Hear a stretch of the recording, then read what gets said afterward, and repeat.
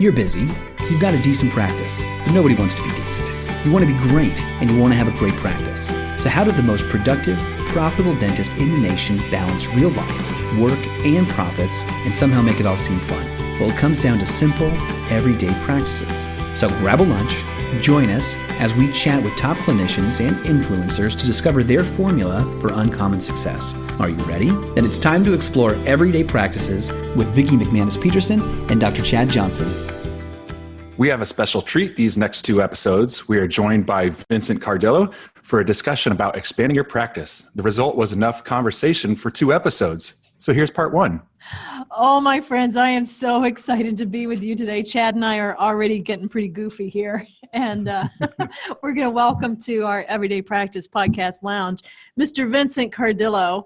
And Vinny and I have been friends for many, many years. Most of you know I did a little venture from consulting into, I call this a micro DSO world, where I grouped together 5 or 6 practices in Wisconsin. And I say 5 or 6 because it's like, you know, the national average, we have 2.5 kids. And if you've ever tried to expand your practices, one of them is always about half baked. So 5 or 6. And Vinny came along in my life, which was absolutely phenomenal and amazing, and said, Vic, there's stages to this. You're just in one of the growth stages, and yeah, it's hard, and it's supposed to feel hard exactly where you're feeling it. You just got to grow. You got to get to the next stage. So if there's a guru of growth in the dental industry, Vincent Cardillo is it, and we're real excited to have you here today. Wow, that's a humbling intro. Thank you very much. Not sure I've ever heard that one before, but that was great. Vinny, I'm off to the gates, man. I'm just kind of curious, how long have you been involved in the dental field? Since the mid-90s, 1996, I think we embarked on our first dental office. So you came out with an MBA? Yeah, an MBA, and I partnered with a friend of mine from college who had managed some practices in the past, and he had a friend who was a dentist, and we were on our way. Nice. Very cool. Yeah. I saw online that you were in the Massachusetts area. Is that still right? Did you grow up around there? Or? I'm from Rhode Island originally, so it's an hour and a half away. Yeah. Okay. Right on. Mass now. And I'm just kind of curious because I'm joining in on this remotely. Where are you guys right now? Are you guys at a conference? How did you run across each other? Yeah. You never know where I'm going to be. No. You just never know. So I had a few days to burn. I'm on my way to Park City to hang out with the guys at Dental Intel. And I had a great friend in Connecticut that I was coming up to say hello to. And while I was here, I knocked on Vinny's door, and he said, no kidding. Let's sit down and do this thing. Wow. That's very really cool. Yeah. Very cool. So right now, do you help manage practices, or do you help develop them, or both? What's your slant on it? How do you get involved, and how do you stay out of uninvolved? Right. So my history, for the most part, I've been involved in either building or owning or partnering, or as an executive in 4 DSOs. Okay. So after the last one sold to a private equity firm, I worked with a couple of folks on setting up a conference in the DSO space, and spoke at a few of these conferences. And next thing you know, folks asked me to help them. So our last group that we had went from 4 locations to 31 in 28 months. So wow. that and my role as a partner in that organization was the chief operating officer. So my job was to build the whole back office infrastructure to be able to handle that type of growth and everything that came along with it. Okay, so a lot of people think of DSOs as the boogeyman, but that's not necessarily the truth. I'm just kind of curious, you know, DSOs get a bad rap for the bad reasons, but the way that you see it, I imagine there's efficiencies built into DSOs, and you can beat the average small guy that's unaware of his stats and numbers. Where do you come in and see that you can help be an advantage to not only dentists, but the community? Like, how do you see that in a positive way? So Are we allowed to swear on this podcast? Yeah. All right. Well, so ask me again. Let me just get this correct here. Well, so I'm kind of curious, when you have a lot of people, a lot of dentists, I should say, that when we hear the word DSO or dental service organization, in a positive light, we can think of economy of scale, and we can think of systems. And, so there are a lot of positives, and that's something that for the few that can get over it should listen to, especially from you. But, sometimes people have negative connotations with DSOs because, you guys are the ones getting all the discounts, and we have to pay the full fee. And there are other people that say, the DSOs are trying to buy out the good ma pa shops and stuff like. So in other words, plead your case that it's an advantage to the dentists, and that there's something to be learned about the positive aspects of DSO. That DSO in and of itself is not necessarily a negative. Right. Okay. So the first thing would be what we do today. So we help dentists grow their groups into DSOs, if you would. Yep. And wherever the definition of DSO is nowadays, I guess it's after 20 or 25 locations. So we work right now as a consulting organization with what they call emerging group practices, which is between 2 to 20 or 25 locations, right? Every few months, there's a new acronym and there's a change of a definition. So the DSOs are larger, and for the most part, they are backed by private equity firms, which is Wall Street money. But at the end of the day, we basically help small groups grow. Mm-hmm. And, we're able to do it because we have made so many mistakes in our lives building DSOs over the years, and haven't been involved in, I don't even know how many hundreds of offices. And it's just experience, right? And my experience that I have helps these guys or gals get through these 6 stages of growth that we have come up with here, that hopefully a book is going to come out with someday. It should be out soon. I get to proof his book. Yeah, exactly. Wow, cool. So let me ask you this. Oh, go ahead. So at Productive Dentist Academy, we work primarily with solo doctors. They come in primarily solo. Within a year or two, though, they've grown so much, they figured out that they want to take time off. So then they bring in an associate. That works. And so now we're naturally, through organic growth, seeing a lot of our members go into multi-doctor, larger locations and or second, third location. So there's 6 stages of growth. These guys are in stage 1. Stage 1, yes. What does stage 1? So just kind of like I think Chad is a great entrepreneur. I think he definitely has the leadership skills to oversee, a whole, and he's got the branding, he's got the marketing, he's got the charisma, he attracts great associates. He's got so many great raw ingredients. Well, thanks, Becky. I probably never told you that. Well, no, but it's nice of you to say and all. Well, and I don't tell you that because you'll get ahead of yourself. I want you to talk to guys That's like right. this, right? That's right. Build it right. So he's like, I'm this guy. Yeah. I'm in stage 1. How do I do it right so I'm then ready for stage 2 and stage 3? Even if I don't go all 6 stages. Right. I just want to know, what's the best practice? What is stage 1? So stage 1 is when you have one office, right? And there's and you have one office, and there's certain things that you should be doing during those stages. What are your mission, your purpose, and your values? Are you a branded model, or are you a model that you've done on your, with your own name on it? Did you build it as a de novo, or was it an acquisition?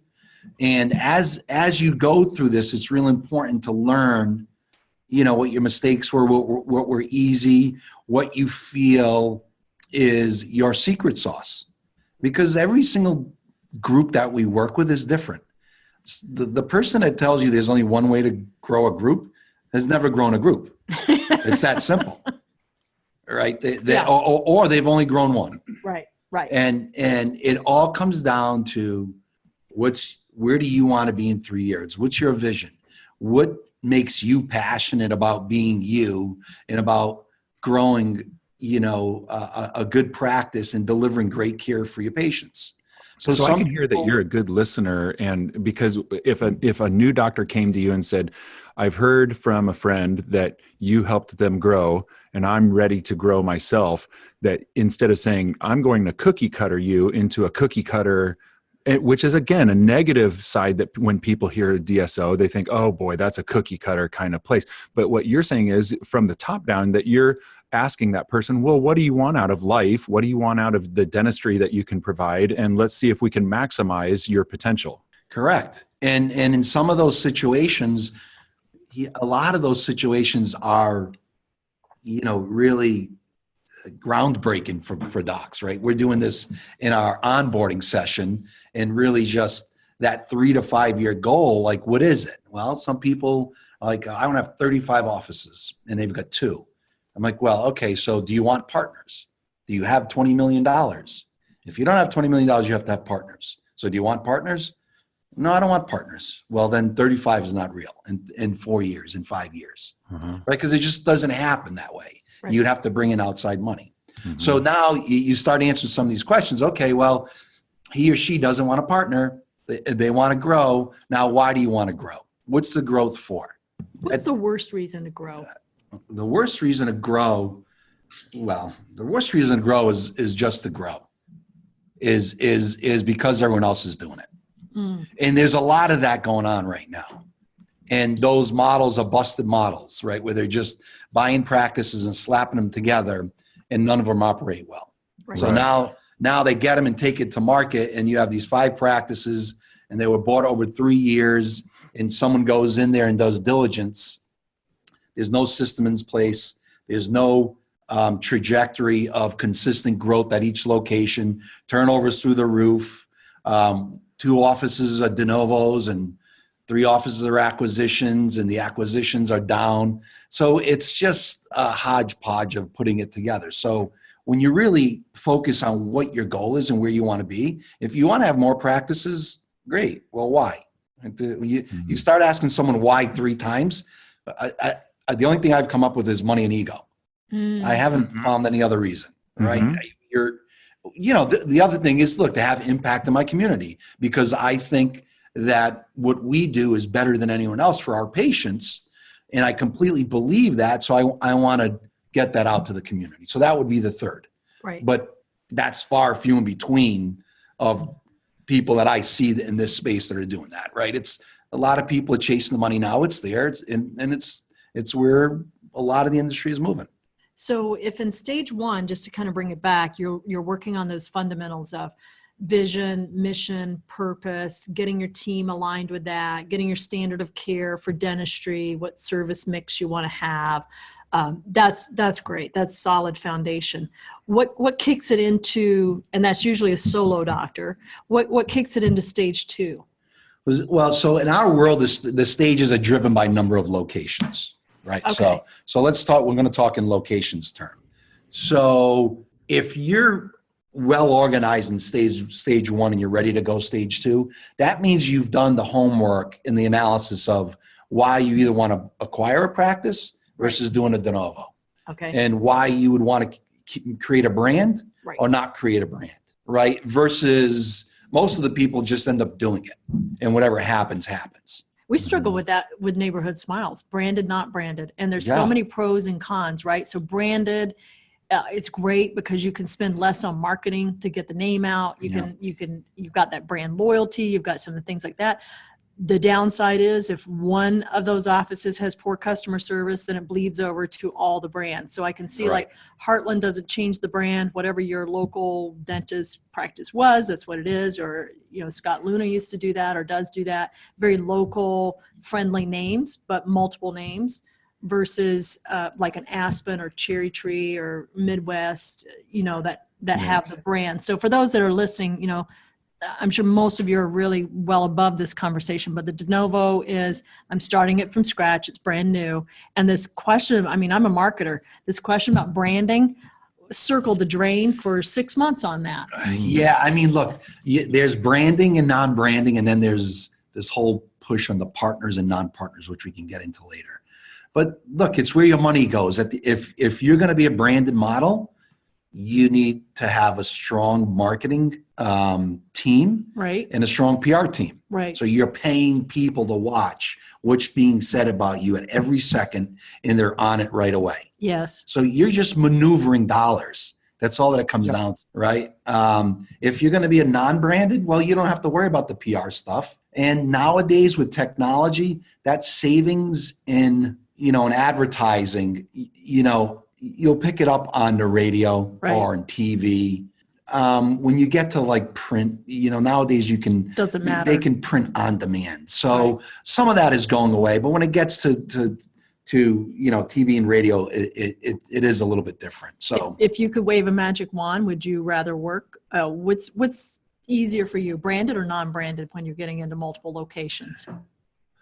I've worked in all of them, and they all work.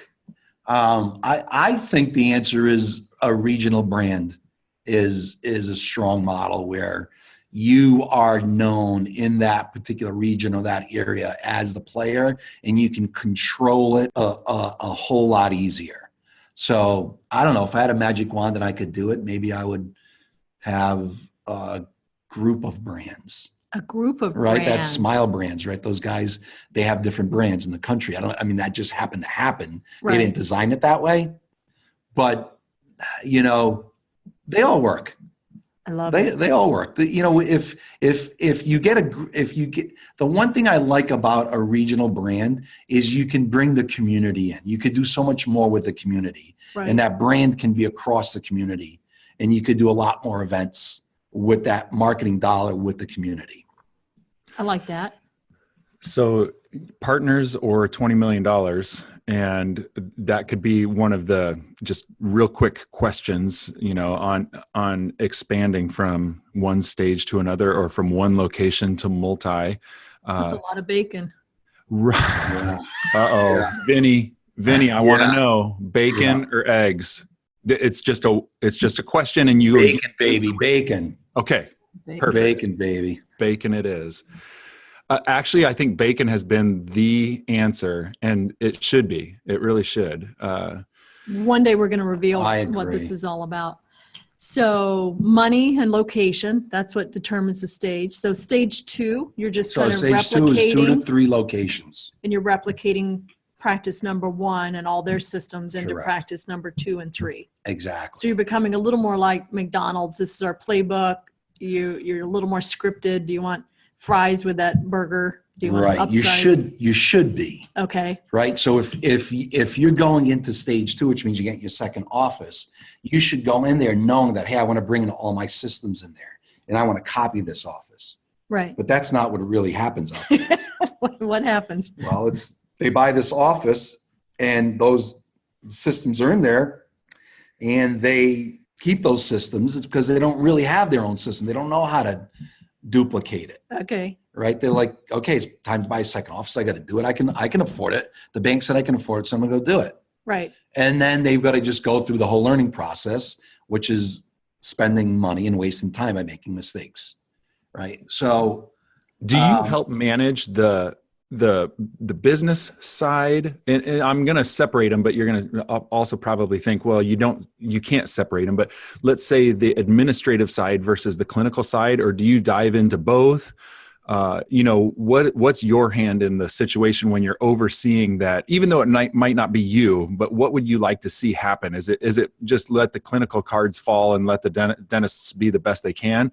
Or, do you just focus on the administrative and making sure that, what's your thoughts there?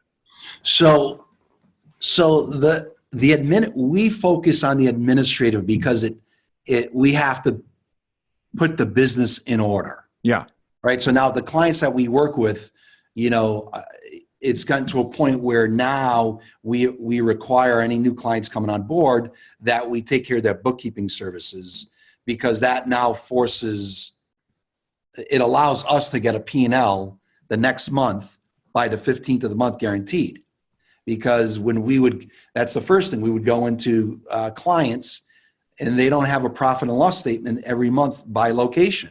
Yeah. Right. So if you can't do that, you shouldn't be in the business of multiple offices. Mm-hmm. So, and if you have multiple offices and you're listening, go to your bookkeeper or your accountant and make sure they give you a P&L by location.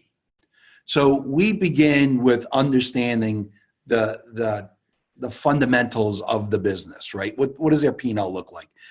How are these guys set up? What is this model like? And when I say model, it's different. Some people use Cerex, so their dental assistance is going to be higher, but their lab costs are going to be lower. Some people are high marketing, and their marketing percent is 6% versus 2%.